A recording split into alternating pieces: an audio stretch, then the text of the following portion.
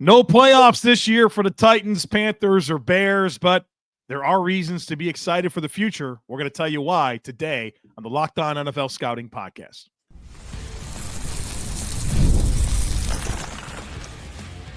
You are Locked On NFL Scouting with the Draft Dudes, your daily podcast for NFL and college football scouting. Part of the Locked On Podcast Network, your team every day. What's better than this? It's guys being dudes here on the Locked On NFL Scouting Podcast. We're the Draft Dudes. I'm Joe Marino from Locked On Bills. He's Kyle Krabs from Locked On Dolphins. And we are your NFL experts here with you daily to talk team building across the league on the Locked On NFL Scouting Podcast with the Draft Dudes, part of the Locked On Podcast Network, your team every day. Want to issue a big thank you, shout out, and welcome to our everydayers. Those of you who never miss a single episode, we appreciate y'all being here very, very much. Today's episode is brought to you by Game Time. Download the Game Time app, create an account, and use code LOCKEDONNFL for $20 off your first purchase. Joe, happy Victory Tuesday to two teams, two fan bases, which is not always the case for Victory Tuesday, but we had the doubleheader last night. Wasn't really all that engaged with either game, to be honest. Chicago got stomped by Minnesota, and the Falcons almost did the thing. But Bijan Robinson went over 1,000 yards for the first time. Yes, he did. I think that was the highlight of my night as pertaining to the game of football. I think my biggest question for you coming out of that doubleheader was I would like your take on the Vikings uniforms. I think they look good. Now, I think I'd like the white helmet, and I get it was like supposed to be all white, like white on white on white. I probably would like that helmet with a different color uniform. It felt very like white outy as compared to, can we get some purple in there? Can we get some gold in there? So you just want the regular uniforms? Well, no, not the regular uniforms. It felt like I've got like the silver. Yeah. MacBook it looked like your laptop. It looks like my laptop or my keyboard is what it looked like. They look bad from a distance, like from the TV broadcast. Just seeing like the zoomed out angle, I'm like, I don't know about that. That looks kind of bad. But when they zoomed in, like, okay, this looks kind of good, you know? All right. I felt that way about a few different uniforms this year. I know we got to get to Tennessee, but I do want to ask you a question first because they might be up here in this question. Okay. What's the worst TV broadcast uniforms, college or pro, that come to your mind?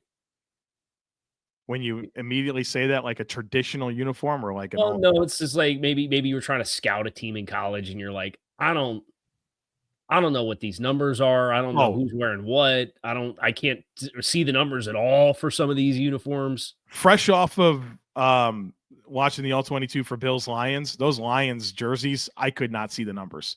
I had to like pause and like make sure that they were turned the correct way so I could see a jersey number. So they're not bad. I kind of like them, but for the purpose of scouting, that was a nightmare. Yeah. I don't like the TCU grays with the red numbers. Oh yeah, those are bad. Yeah. Yeah. Tough. Sometimes they're hard to read. Yeah. There's been some of the old West Virginia uniforms with the numbers where they all like have no idea what number is supposed to be what. But Tennessee has some funky numbers with their uniform script, right?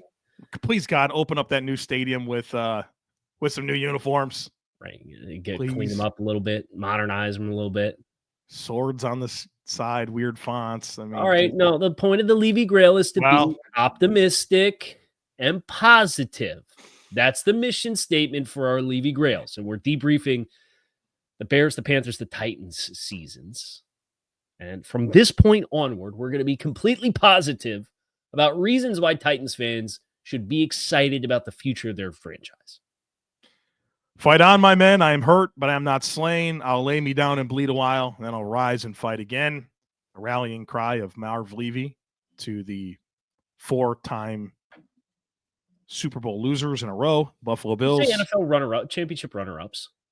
I like calling them Super NFL Bowl losers. They're the NFL Super Bowl losers. Runner-ups. Kyle, did you know that Bills stands for Boy, I Love Losing Super Bowls? Have you ever heard that? Yeah. Pretty good, right? Pretty good. All right, Tennessee Titans, reasons to be optimistic, $63 million in cap space. That's helpful, right? It's a good start. Yeah. I also think there's a floor for what has been invested in this team in the trenches that should get you excited. You like big boys, J.C. Latham, Pete Skoronski. We've obviously seen what Lloyd Cushenberry between his time in Denver and when he was healthy this year, what he's capable of. Tavondre Sweat with one of the most brilliant plays of the season this past weekend. You see him running with that football? Yeah. With like a little loaf of bread, like a little toy, like doll loaf of bread in his hands. Jeffrey Simmons. Like they have pieces up front in which the foundation can be built to be a very good football team, I think. Yeah, and I mean, obviously, the biggest thing is figuring out their quarterback situation, and I think Titans fans should be excited that this season is in the books, which gave you your assessment opportunity for Will Levis, and I think you realize that we don't necessarily have a good fit, and it gives you the opportunity to feel like you saw that through enough to consider some different options. Because do you have options you like for them? Yeah, I'd like Shedeur Sanders a lot for them. I don't know that that's going to happen. They're not going to be in a position to make that happen, I don't think. Yeah, that's kind of the guy. But I think what's interesting about that is it's not an offensive system that requires like big time physical upside, which I think it opens the menu for your options. And so whether that's a bridge quarterback, that's a vet that can come in and run a West Coast offense, or you do find somebody that you like in the draft, I think you'll have an opportunity here. Well, Drew Aller going back, yeah. Garrett Nussmeier going back. Don't be surprised if Jalen Milroe goes back. I don't know how many attractive options you're going to find in the draft this year, but I think that's maybe not necessarily a bad thing because you can continue to work on the rest of this group. I think there's opportunities every year to add wide receivers as an area of need for Tennessee. There should be an abundance of opportunities to add to that spot. I think tight end is another spot. You know, Chigo Okonkwo's a nice player, but you can add more versatility, I think, to that room. You're not going to be hard pressed to find skill players to get better as far as those spots in an offense that, to be honest, is probably a little skill player driven, right? Sure. As far as they got Tyjae Spears and Tony Pollard as a good 1-2 punch of running backs that can run and catch the ball. But diversification of what they have at wide receiver and tight end, I think will go a long way. And I think that way, whenever you have that pristine opportunity to make that leap of faith at quarterback, you can do it. I would just ask you, please don't be the team that signs Sam Darnold. I would despise. Yeah, that's happening, Kyle. That's going to happen, right? This is the Sam Tennessee? Darnold team. Yeah, this is the Sam Darnold team. Don't sign him to the Baker Mayfield 3-year, $100 million contract. No, you just said it. You just said it, and that made sense to me. This is the Sam Darnold team. Okay. So if you're pro Sam Darnold free agent signing, Joe just gave you another reason to be optimistic. This is the team. This is the one that makes sense. If we had to do the thing, we've done this in past years where you like predict every team's quarterback for the next year. Can we get Chris back on the show to do that again? Yeah, we should. Spoiler, I'm going to pick Sam Darnold for this team. That's just kind of what makes sense to me. Yeah. Because he ain't going back to the Jets, right? Like, no, this is the spot. He can't go back. He can't go back. This is the spot. Yeah, he's not going to the Jets. He's Tennessee. But also, like, I'm not being sarcastic. This new stadium looks freaking awesome. Mm-hmm. And it's 2027, which I'm thankful. The Bills open their stadium in 26. It's going to be overshadowed by this puppy in 2027. I'm glad it's not the same year. Do you want to go? Oh, we're going. We're going to Nashville. Like opening seat in 2027, you want to go?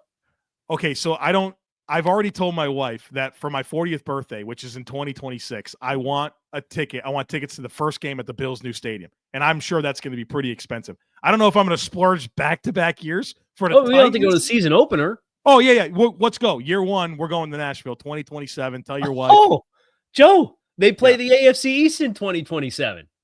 There you go. Let's go, baby. We're going. And they play the teams they play at home, the Bills and the Dolphins. Well, we might have to go twice.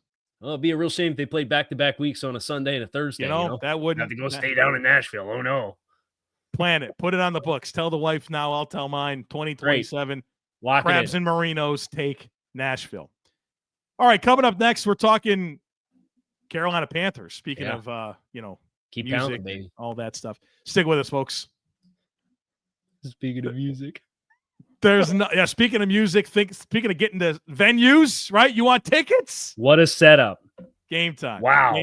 Game time is the fast and easy way to purchase tickets for all the sports, music, comedy, and theater events near you. The app is incredible. Not only can you get in there and get some flash deals, they give you a picture from your seat. They give you great deals on last-minute tickets. You buy a ticket, they send it right to your phone, not having to dig through emails to find it. I mean, they have perfected the ticket purchasing process. So take the guesswork out of buying tickets with Game Time. Download the Game Time app. Create an account and use code LOCKEDONNFL for $20 off your first purchase. Terms apply. Again, create an account and redeem code LOCKEDONNFL. That's LOCKEDON NFL for $20 off. Download Game Time today. What time is it? It's game time. Get ready to tackle the NFL action with FanDuel, America's #1 sportsbook, because right now, new customers can bet $5, get $150 in bonus bets if you win. The FanDuel Sportsbook app gives you everything you need to place live bets on the NFL all in one place. So when you get a hunch in the middle of the game, you can check out the latest stats, view live play-by-play, and so much more on the same page where you place your bets. Just visit FanDuel.com today. You'll get started with $150 in bonus bets if you win your first $5 bet. And look, you like to get in on the action early. The lines, the props, the over-unders for the upcoming week, they're already out there. You can make a killing on some of these money line road dogs. Yeah, and that's what we're doing this year. Now. That's the theme. Go get in on them before we ruin it on the Thursday show. Goodness. You could get Pittsburgh at plus 225. Who do they play? They're playing Baltimore, but they've already beat Baltimore this year. You could get Denver for plus 132 against the Chargers. Oh, that's tasty. That is very tasty. You can get the 49ers in Miami plus 104. It's not a great return versus the other two, but what was the other one? The Titans. Speaking of the Titans, plus 184 against the Colts. So never waste a hunch. Make every moment more on FanDuel, an official sportsbook partner of the NFL. I absolutely despise that you've made tasty the adjective that we're using to describe wine. I like that you've embraced it. I'm proud of you for embracing it. You normally because I giggle every time I hear you say it. And then, of course, you said, that's tasty. Tasty. Tasty lines, baby. So is it true the Bills and Titans are the next two stadiums that will open? Yeah, it's Bills in 26, Titans in 27. And then Chicago's in the process. Jaguars is like in the process. Yeah. We should make that a thing. We should go to every new stadium as it opens. From here on out, we should go that year. Can we go to Minnesota while we're waiting? Because God, I want to go there so bad. I was just sitting here thinking, like, if we were going to make this a thing and do like a 2025, what it would be. I was thinking either Las Vegas or Minnesota. Oh yeah, that's a good call. I want to go to both. We've been to Vegas too many times, so have not been in that stadium. Yeah, we know a great hotel you could stay at right there, huh? God, don't freaking Vegas. Don't stay there. Not for me. The Shrine's not there anymore. So it's in Dallas, right? Yeah. I'll be there this year. Big boots on the ground effort. Yeah, we'll do that in Senior Bowl in the same week. Wow, Kyle Krabs busy. Anyway, let's talk about the Carolina Panthers. Keep pounding. Carolina, go Carolina. All right, he did. People that's the first thing you have to look forward to is Joe singing the song. Keep pounding. I think young talent, particularly in the offensive side of the ball, the investment that's already been started to surround Bryce Young is a great start when you consider Xavier Legette and what he's flashed this year, and Ike Mekwonu, I think, still a really high caliber option. The guards that they signed in free agency, like the nucleus of the offense feels like it's going to be pretty stable. I think that's a good thing to kind of cling to as you try to build out around the quarterback in Bryce Young. Yeah, no question. Obviously, last game from Bryce Young doesn't inspire hope, but there's been positive strides here this season with him. And obviously year one with Dave Canales, foundational year. And then, the point that we've made for a few other quarterbacks is you learn that player and you kind of figure out the best way to build around them. And I think that positions Carolina pretty well to find the receiving talent or whatever ancillary pieces they want to give Bryce his best opportunity next year. And I think given where the Panthers are going to be picking, given the quarterback class that's coming up, I think you're going to know by the end of 2025, I think you're going to feel like you've either got the guy in Bryce Young or you don't, and you're going to be in a good position regardless to get the new guy or keep building. So I think they're in a decent spot, and I think they're kind of come out of some of the – hopefully they've come out of some of the black eyes that they've had with, the Marty Herney stuff and sticking with him and, coaches like Matt Rule and Frank Reich. Like, I feel like you're at least on a decent path here with Dan Morgan, with Dave Canales, and a division that, quite frankly, doesn't look like anyone's got a death grip on, now or into the future. How did we not start with the low-hanging fruit that this team's already won more games than it did last year? Yeah, that's a good point. Growth. And I think Dave Canales, they've already scored more points than they did last year.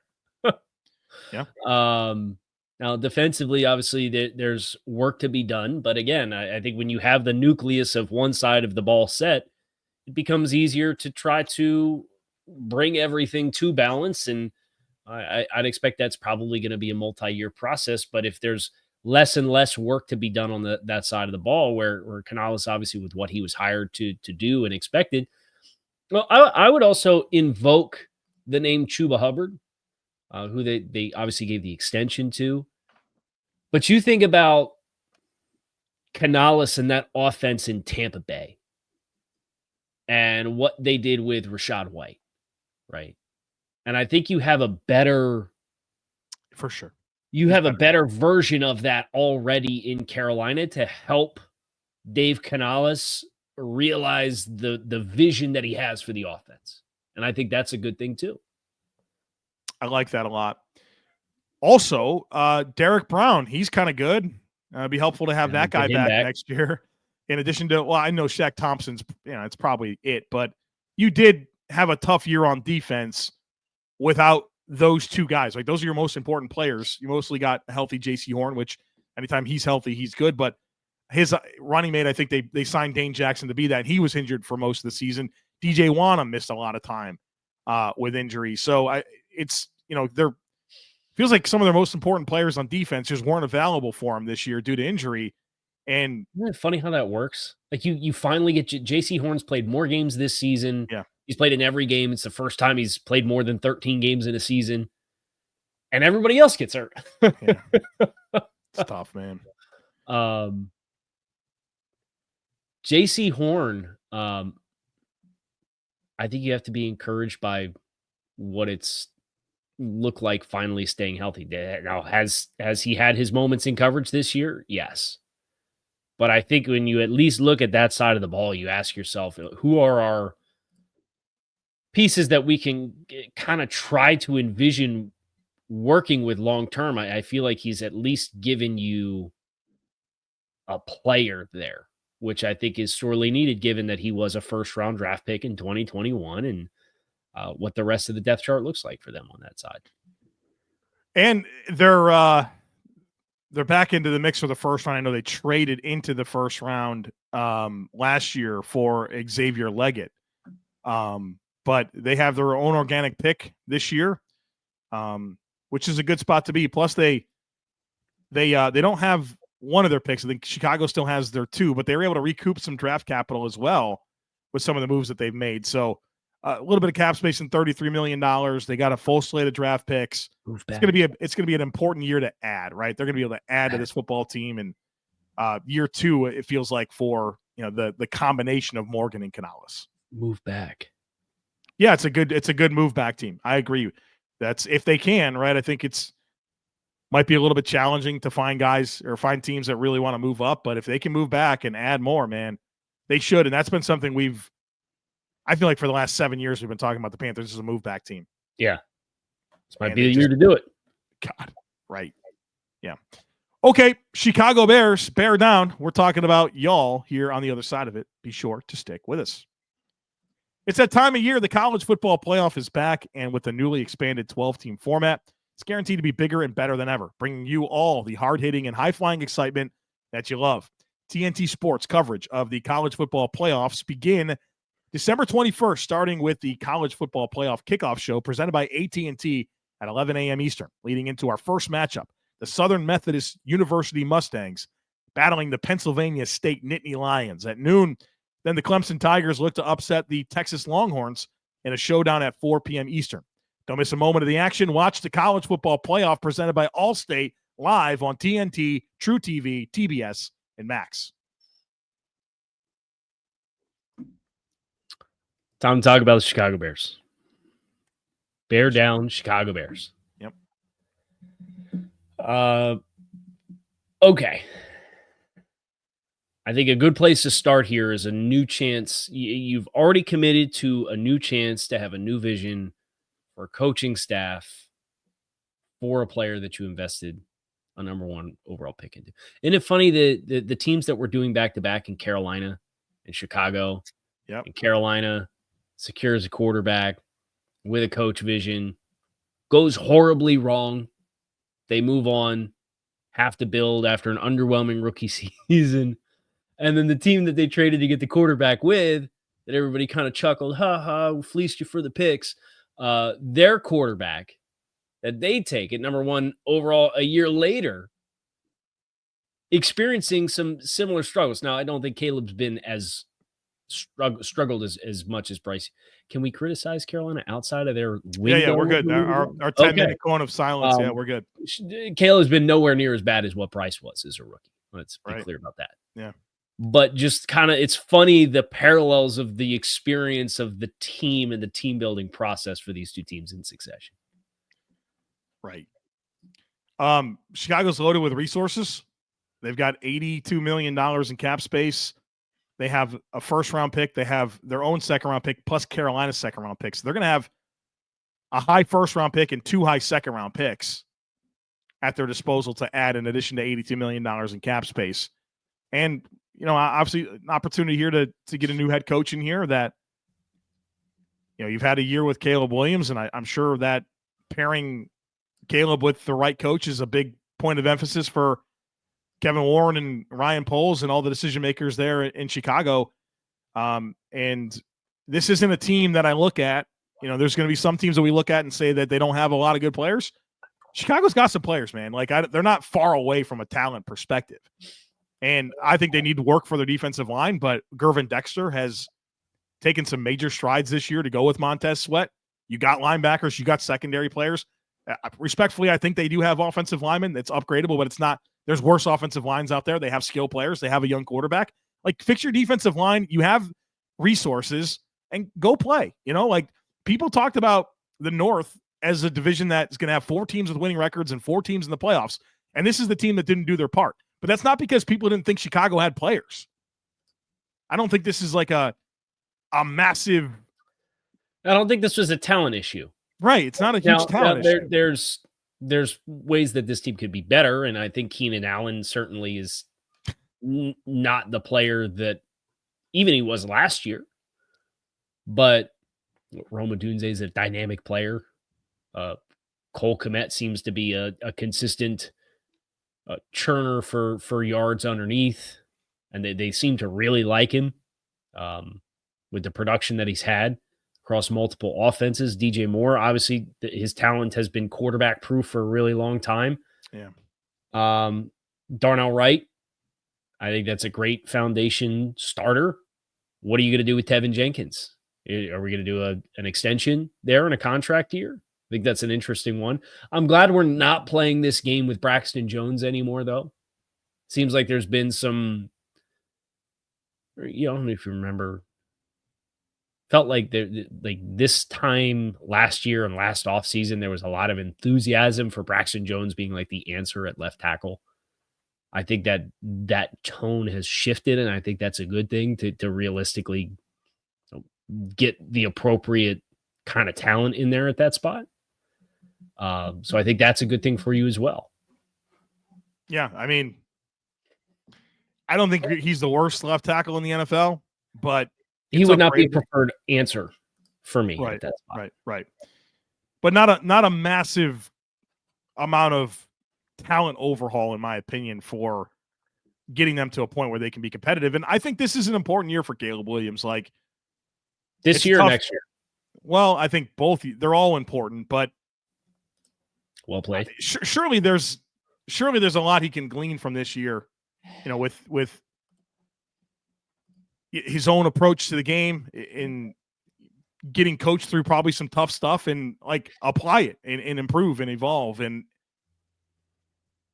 I think coming in and facing adversity, like if used correctly, like this can absolutely be used to benefit him. And I'll contrast that to like CJ Stroud, where CJ Stroud came in and had a lot of success. And, I think he's taking his lumps this season in some ways, where Caleb Williams is taking his lumps now. And hopefully that propels him forward and he can apply everything that he's learned this year. Yeah.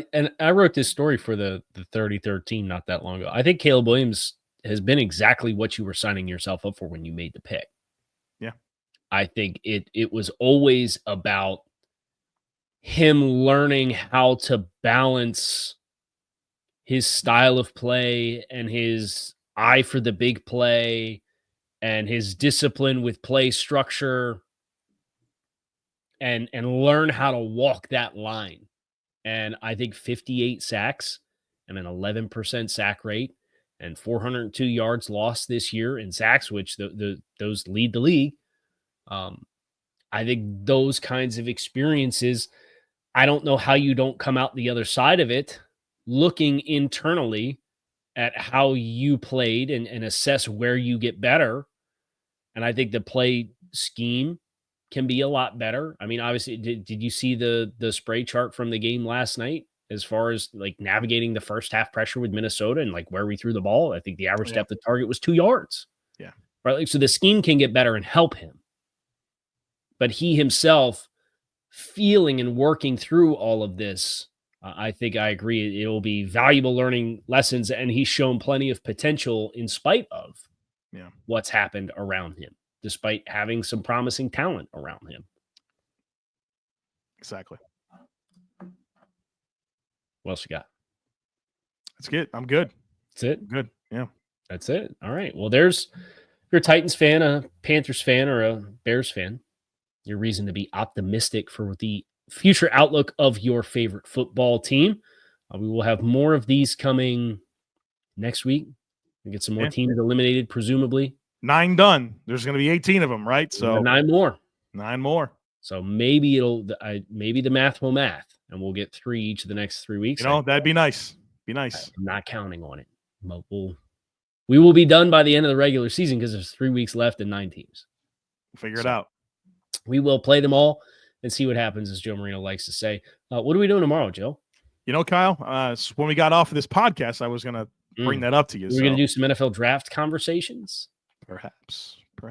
So you will have to come back and find out tomorrow what Joe and I offline about for tomorrow's programming. But pretty good feeling it's going to be NFL draft centric. So that's what you have to look forward to tomorrow. I'm Kyle Krabs.